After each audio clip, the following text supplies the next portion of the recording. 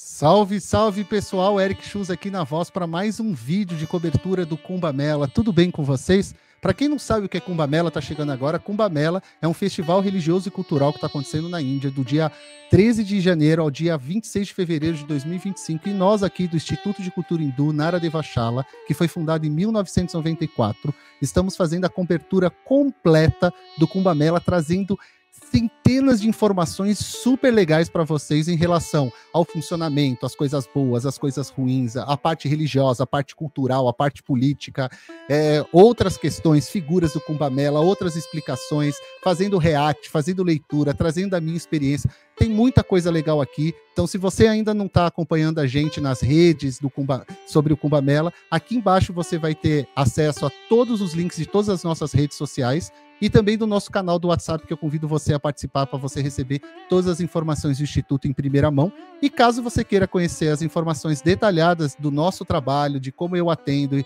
a nossa equipe maravilhosa do nosso Instituto atende, os nossos cursos de yoga, de Ayurveda, presencial, online, todas essas informações você encontra no nosso site, que o link também vai estar aqui embaixo, naradeva.com.br, e aí você tem acesso a todas as informações detalhadas dos nossos trabalhos, combinado? Então espero você lá. Beleza? Então, dando continuidade a esse vídeo, se você não está acompanhando a gente está fazendo essa cobertura do Kumbh Mela, e um dos pontos que a gente está trazendo aqui na cobertura para mostrar para vocês são os sadhus, ou swamis, ou babas, ou agoras. Eles recebem muitos nomes, e sempre que eu estou trazendo essas pessoas aqui para vocês, eu estou chamando todos eles de Baba. Por que eu chamo todos eles de Baba? Baba é um nome, é um título dado popular na Índia que significa senhor, é uma forma respeitosa de você se dirigir a outra pessoa. Então, como essas pessoas que eu estou trazendo aqui, um pouquinho dessas informações, eu não sei exatamente qual é a linha deles, como eles preferem ser chamados, como eles preferem ser assim anunciados. Normalmente, quando a gente não chama, a gente chama de Baba. Baba, Baba, porque é uma forma respeitosa de você se comunicar com essas pessoas. Então, gente, durante esse festival tá rolando muita coisa legal. Não sei se vocês estão acompanhando a gente. Tem lá os banhos sagrados, tem lá a peregrinação sagrada. A gente já fez vídeo, por exemplo, da estrutura, que é gigantesca em número. A gente fez vídeo político, os políticos se matando na Índia por causa do Kumbh Mela, lá nas suas versões, dos seus diálogos. Eu trouxe também para vocês já o quanto isso é importante para turismo na Índia, o quanto isso é interessante no resto do mundo. Nossa, um monte de informação aqui sobre desastre que aconteceu lá, infelizmente, também. Então, a nossa ideia é trazer um pouco de tudo aqui para vocês se inteirarem do Kumbh Mela. Mas existe digamos assim, algo que acontece no Kumbh Mela há muitos anos já. O Kumbh Mela, para quem não sabe, ele já existe há milhares de anos. Não existe nenhum cálculo ou nenhum documento que fale assim, o Kumbh Mela começou do ano 1 depois de Cristo. Não. Eles acreditam que esse seja um dos festivais hindus mais antigos que é praticado na Índia, ainda no mesmo local, momento, circunstância astrológica, que não é um templo. Porque isso é interessante a gente lembrar. Esse festival, ele não acontece em torno de um templo, de uma estátua, nada disso. Ele é um festival que todinho é focado para a conjunção de dois rios. Então eles acreditam que é um festival que já exista há milhares de anos na Índia. E dentro deste festival, a partir da década de 50, começou a acontecer um advento, digamos assim, muitíssimo interessante para nós que amamos a Índia. Que é o quê? A partir da década de 50, começou a ter na Índia digamos assim, um turismo muito mais forte, por várias questões. Foi depois da Segunda Guerra Mundial. A Segunda Guerra Mundial, infelizmente, foi devastadora para o planeta, como qualquer guerra é devastadora. Não existe guerra que não seja devastadora. Os ingleses saíram da Índia, os indianos começaram a fazer parcerias internacionais de visto e outras coisas com outros países. Então, a partir da década de 50, a gente tem um crescimento muito grande do turismo na Índia. Junto com o turismo, vem junto o quê? Jornalismo, vem junto fotógrafo. Então, as primeiras imagens que muitas pessoas, assim como a gente teve da Índia durante décadas, são imagens de jornalistas, são imagens de fotógrafos que faziam livros maravilhosos, eu chego até alguns deles, tirando fotografias desses sadhus, desses babas que aparecem no Kumbh Mela. Eu já vou explicar o porquê. E depois, da década de 70, mais ou menos em diante, década de 60 a gente tem alguma coisa também, começa a surgir os documentários gravados em câmera e cada vez isso vai ficando mais... com as gravações de celulares, etc. Hoje em dia, cada vez é mais comum isso acontecer na Índia. Que bom, porque fica esse registro. Só que o que acontece? Muitos desses babas, eles só vão para esses festivais, ou quer dizer, melhor dizendo, eles só eles só se comunicam com a população, eles conversam fora dos seus ashrams, das suas linhas, ou às vezes até só tem contato com a população durante esses festivais. Então, por isso que muita gente que não conhece isso, não entende. Mas por que aquela pessoa está naquele sadhu ali, conversando com o sadhu ali, fazendo uma reverência, recebendo um ritual? Porque dependendo do sadhu, a última pessoa que ele conversou foi há 12 anos atrás. Às vezes até mais tempo, você não sabe o que aconteceu ali. Você tem que trocar uma ideia com a pessoa. Então é muito interessante. E esses sadhus, a cada evento desses que acontece, eles começam a ficar mais reconhecidos dentro do próprio meio. Hoje, com a internet, quase todos esses babas que eu estou trazendo aqui para vocês, eles estão aparecendo muito forte na internet porque eles estão virando personalidades do festival. E para eles gostam disso, porque dentro das suas tendas ficam filas quilométricas de pessoas para receber a bênção deles.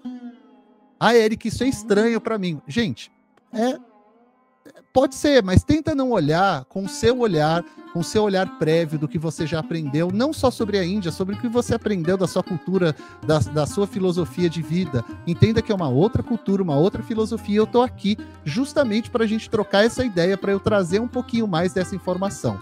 Hoje, a gente vai ver nesse vídeo um Swami, né, um Baba, que é chamado de Dandi Swami. Vocês querem ver o que significa isso? Dá uma olhadinha agora. Vocês já estão vendo aqui do lado, o link está aqui embaixo, se vocês quiserem ler esse artigo em inglês. Está escrito assim: Mahakumbha 2025, conheça Dandi Swami, que é proibido de ser tocado pelos devotos. Vamos entender o porquê. Os Dandi Swamis do Mahakumbh Mela são ascetas reverenciados cujo estilo de vida sagrado, simbolizado por seu Dand intocável, completa a peregrinação, oferecendo bênçãos espirituais e guiando os devotos em direção à libertação.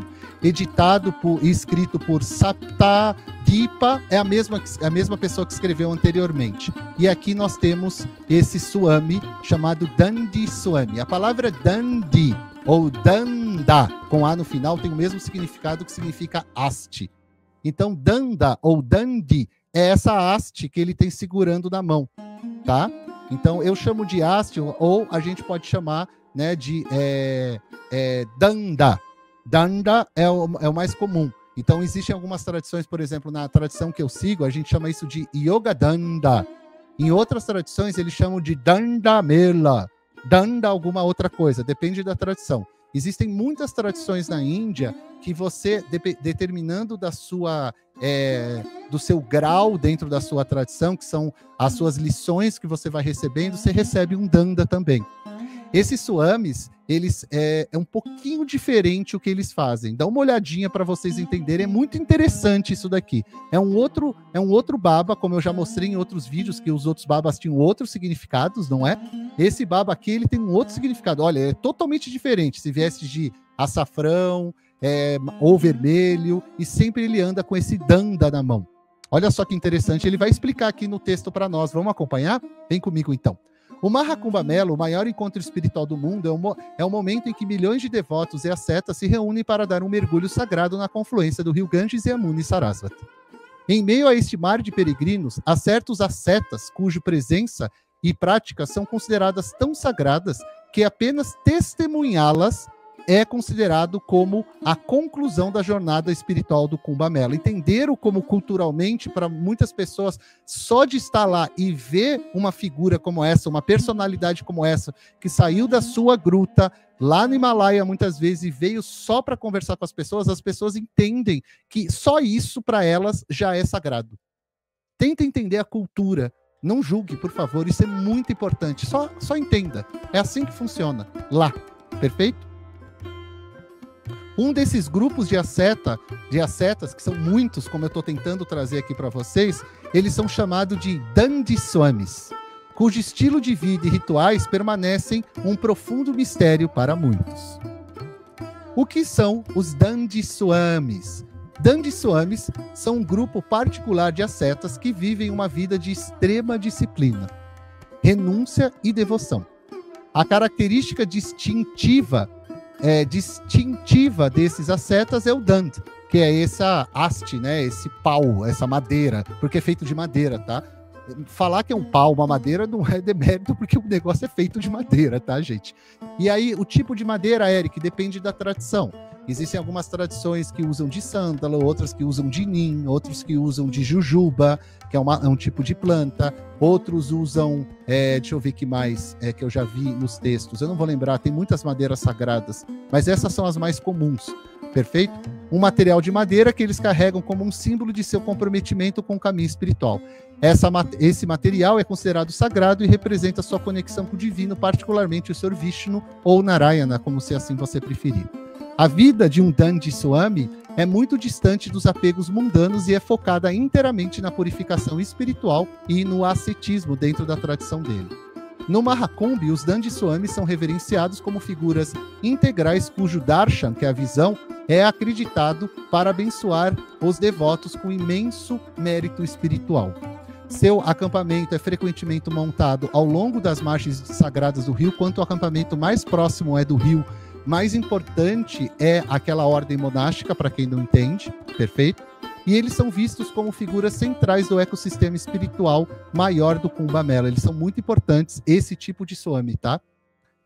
No entanto, um dos aspectos mais únicos de sua prática é que ninguém tem permissão para tocá-los e sua interação com o mundo é extremamente limitada. Muitos deles não conversam com pessoas que não são hindus, não é que não sejam indianas.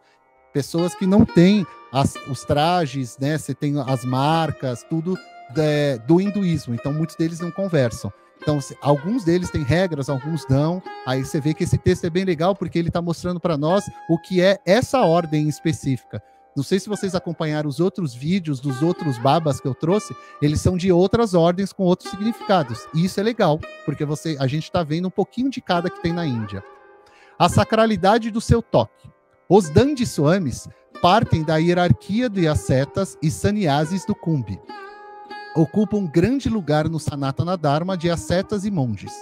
Eles viveram e continuam a levar uma vida de não serem tocados por ninguém por causa da santidade de suas vidas.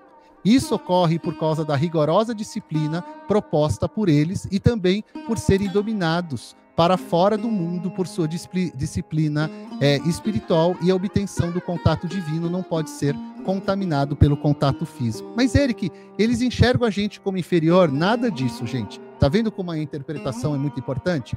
Se você lê isso sem ter uma interpretação correta do hinduísmo, você pode estar cometendo erros crassos, porque as pessoas vão entender isso. Não tem nada de contaminado porque o outro é sujo, não é.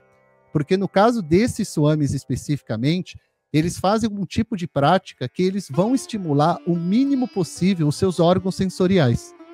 O toque, se você não lembra, é um órgão sensorial. Então, para eles, o toque, ou o tipo de comida, ou o que eles enxergam, ou o que eles escutam, o que eles falam, está ligado diretamente à nutrição espiritual, assim como a gente diz dentro do Ayurveda, como a gente diz dentro do Yoga também. Então, para eles, não é tocar o outro como inferior, por isso que eles não querem tocar. Não, é porque eles estão num tipo de sacrifício pessoal de estimular o mínimo possível os seus órgãos sensoriais. Então, na visão deles, eles estão cumprindo dessa forma com esse tipo de estudo pessoal, se eu posso chamar assim, que talvez seja o mais fácil para vocês entenderem. Onde eu tô? Tô lá em cima. Isso ocorre por causa da rigor... Já falei sobre isso, né? O próprio Dandi, dado a eles em homenagem à sua conexão com o Senhor, é dito ser a base pela qual eles poderiam alcançar o divino, né? É tipo uma representação de uma conexão que eles fazem com o divino. Se vocês forem ver, por exemplo, em outras religiões, sacerdotes, eles também possuem como se fossem cajados, bastões, alguma coisa do gênero. Isso é muito comum em religiões do mundo inteiro que vocês vão ver. Algumas, né? Não todas, obviamente. Normalmente, as pessoas não têm o direito nem mesmo de tocá-lo, e é dito que seus seguidores e devotos devem se curvar, banhar-se à distância e nunca podem tocar neste danda específico. até que ele seja removido por eles. Aí eu não entendi a tradução, deve ser quando é tocado pelo guru, pelo Swami, ninguém pode tocar, só ele mesmo pode tocar, deve ser alguma coisa do gênero.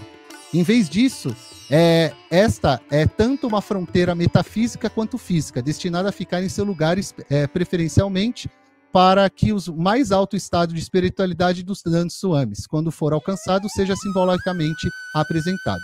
Espera-se que eles vivam em um reino de pureza intocado por influências materiais comuns, já que a proximidade tem sido uma parte necessária para seus valores. Ficou meio estranha essa tradução, talvez a gente melhor pular. O significado espiritual da sua presença, dos Dandy Swamis. A vida dos Dandy Swamis é dedicada a um único propósito: atingir moksha, liberação do ciclo de nascimento e morte. Lembrem disso. Suas práticas ascéticas rigorosas, como meditação, jejum e celibato, visam purificar a alma e ajudá-la a se libertar dos desejos mundanos.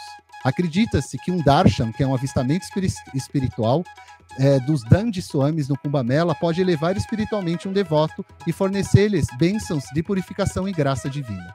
Muitos textos espirituais afirmam que uma peregrinação ao Kumbh é considerada incompleta sem o darshan, sem a bênção desses ascetas reverenciados que são os Dandy Swamis.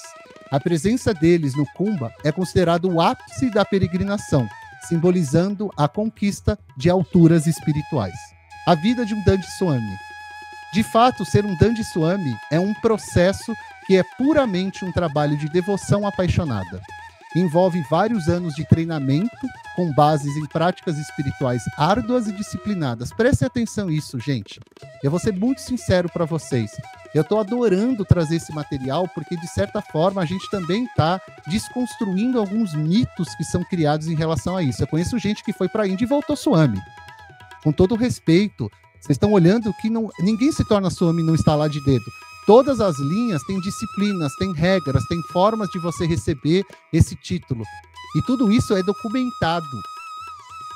Sim, é documentado dentro do que é chamado de ácaras, que são esses centros monásticos.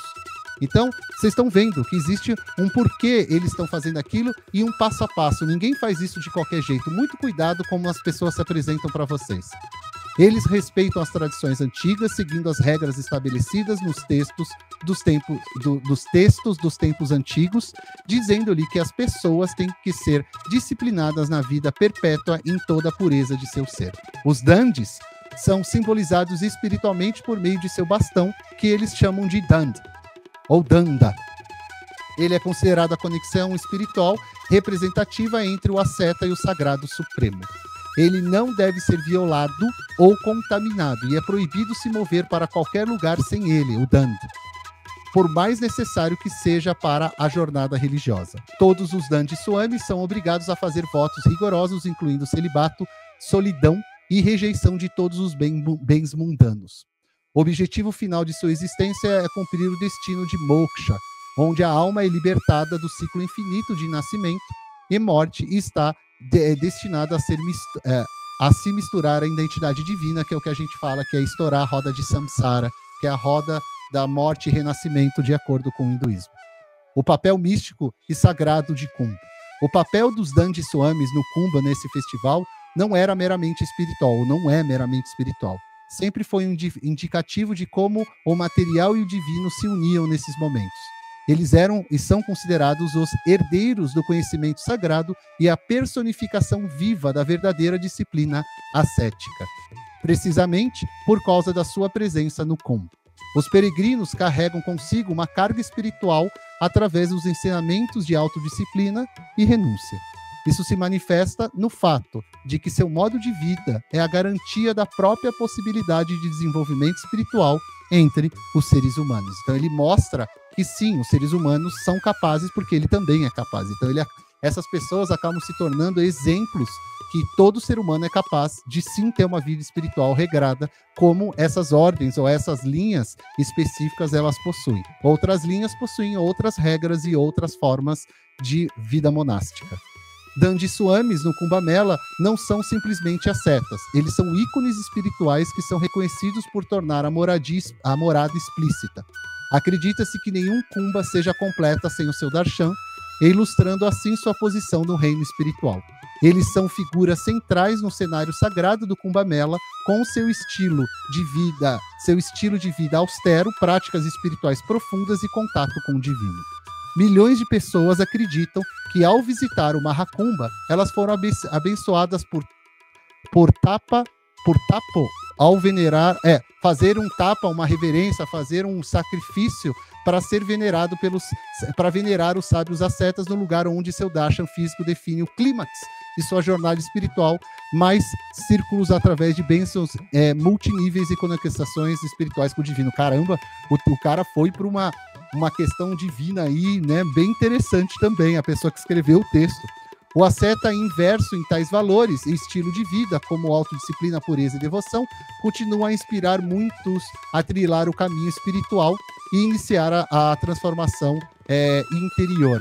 O asceta imerso em tais valores e estilo de vida, como autodisciplina, sim, é aquilo que eu já tinha falado, eles acabam se tornando exemplos para que as pessoas possam seguir um caminho espiritual. Se você estiver acompanhando a gente, você vai ver que essa não é a primeira vez que a gente está fazendo um vídeo somente de um sadhu, de um baba que estava lá, porque a gente está aproveitando esses babas mais reconhecidos, famosos, para mostrar para vocês como que cada um deles são de linhas muitas vezes diferentes, com intenções e formas totalmente diferentes de agir.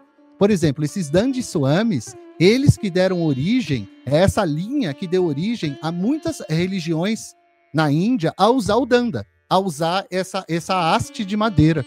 Então, por exemplo, vocês vão ver várias ordens monásticas diferentes na Índia que usam esse Danda como uma forma representativa até de ligação com essa linha, porque o que acontece? Vou dar um exemplo. Existem algumas linhas que em algum momento do seu desenvolvimento, um desses Dandi Swamis pode ter se tornado o guru dessa galera. E aí ele instituiu da forma que ele conhece, e aí ele instituiu o Danda lá dentro também, né? Que são esses, digamos assim, esses cajados, ou esses centros de poder, como eles chamam. Então isso vai acontecer em muitas tradições, perfeito? Não confunda. Eu vejo uma pessoa que é Dandi Swami. Não. Dandi Swami é uma linha específica que faz parte dos Akaras, que são as ordens monásticas indianas, que muitas vezes a gente só vai ver eles dentro dos Kumbhamelas. Esse tipo de ordem monástica, eles vivem totalmente isolados. Então, raramente a gente vai ver alguns deles. Por isso que é tão especial a gente se comunicar com os Dandi Swamis. E tem muita gente que recebe Danda, nem sabe para que serve, não inventa histórias. Tá aí. A origem dos Dandas dentro do hinduísmo da cultura védica. Espero que vocês estejam gostando desse tipo de vídeo. Tem muita coisa legal. Procurem aqui no nosso canal. Tem muita coisa legal sobre Kumbhamela e diversos outros assuntos também. Se você quiser conhecer mais sobre o nosso trabalho, acesse aqui embaixo, naradeva.com.br. Você tem acesso ao nosso site com todas as informações, atendimentos, cursos, viagens para a Índia, venda de produtos, tudo ligado à Índia. E se você quiser receber tudo em primeira mão, aqui no canal do WhatsApp do Naradeva também você recebe tudo em primeira mão. Curta, comenta, compartilha esse vídeo, vê se você está inscrito ou não, se inscreve agora, acompanha a gente nas redes, porque é muito importante para a gente, você ajuda assim muito a gente. Lembrando que o link desse texto que eu li está aqui embaixo também na descrição. Uma boa leitura, um bom estudo para você e a gente se vê no próximo vídeo. Om Namah Shivaya. Bam Bam Bolê! Até a próxima. Tchau, tchau.